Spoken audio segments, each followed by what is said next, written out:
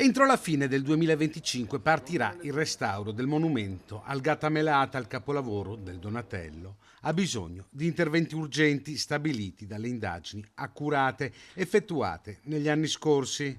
A novembre l'annuncio che un gruppo di finanziatori internazionali ha destinato 1 milione di euro per completare il complesso percorso di cura della statua.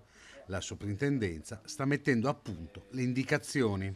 Stiamo per uscire con il parere a questa, come sapete la committenza, la proprietà ha chiesto per il momento di finire la fase diagnostica